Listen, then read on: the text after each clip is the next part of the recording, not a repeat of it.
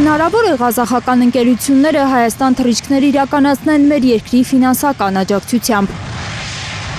Այս պահին Աստանային խանգարողը միայն Հայաստանի օդակայանների սպասարկման գինն է, ինչպես հայտարարել է Ղազախստանի էկոնոմիկայի նախարար Սերիկ Ժումանգարինը։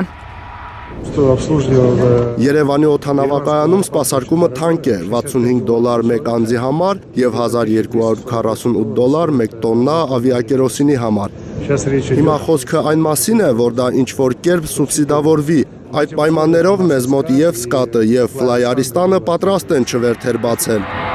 Ղազախական խոշորագույն ավիաընկերություններից Սկատը դեռ 8 տարի առաջ է հայտարարել, որ նախատեսում է Աստանա-Երևան ուղիղ չվերթներ սկսել։ Հիմա Աստանան ըստ էության բացահայտում է, թե այդ ծրագրերը ինչու չեն իրականացել ու հույս է հայտնում, որ սուբսիդավորմամբ ղազախական ընկերությունների օդանավերը կթռչեն Երևան ու նաև Գյումրի։ Անցած ամիս է կառավարությունը որոշել, թե որ դեպքում արտասահմանյան ընկերություններին սուբսիդիաներ կտա։ Նախ դրանք պետք է թռիչքներ իրականացնեն և Զվարթնոցից, և Շիրակ օդակայանից։ Բացի այդ, ընկերություններին սուբսիդիաներ կտան այն ուղևորների համար, որոնք Հայաստանում առնվազն 2 օր կանցկացնեն։ Այս փոփոխություններն արվել են Հայաստանում արդեն բազավորված ավիաընկերությունների համար, պարզ չէ սուբսիդիաների ինչ պայմաններ կգործեն ղազախական ավիաընկերությունների համար։ Ինչու պիտի Հայաստանը սուբսիդավորի ղազախական ավիաընկերությունները։ Մասնագիտությամբ տնտեսագետ պատգամավորի խոսքով Հայաստանը կարող է սուբսիդիաներ տալու փոխարեն սեփական ավիացիան զարգացնել։ Հայաստանը փոխանակ սուբսիդավորի երրորդ երկրների ավիաընկերությունները, Ղազախստանը կամ ինչպես օդում կախված տվյալներն են ասում վիզերը, պետք է սեփական ավիացիան զարգացնել։ Ավելի քան 1.5 ամիս առաջ Հայաստանում բազավորվեց հունգարական բյուջետային վիզերը։ Երևանից թռչող ամեն ուղևորի համար Հայաստանը 20,000 դրամ է տալիս, Գյումրիից թռչելիս 15,000 դրամ։ Դա Հայաստանի բյուջեից 3 միլիարդ դրամ է հանում։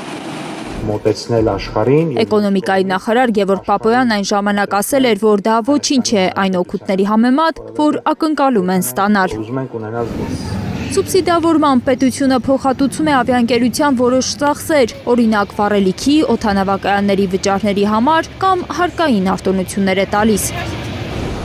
Այդ ֆինանսները սեփական ավիափոխադրողին ուղղելը կարող էր շատ ավելի եկամուտ բերել Հայաստանին, վստահեցնում է Խաչատրյանը։ Այս դեպքում արդեն մենք ոչ թե ծառայություն կգնենք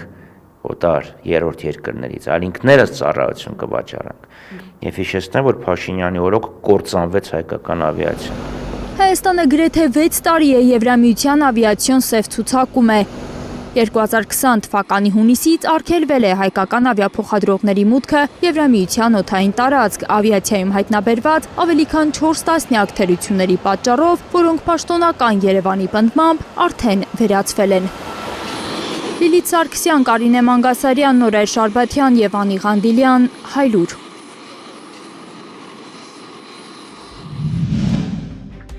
Հայաստանում և աշխարհում տեղի ունեցող իրադարձությունների մասին առաջինը իմանալու համար բաժանորդագրվեք մեր ալիքին, սեղմեք զանգակը, որ բաց չթողնեք ամենակարևորը, ամենահրատապն ու հետաքրքիրը։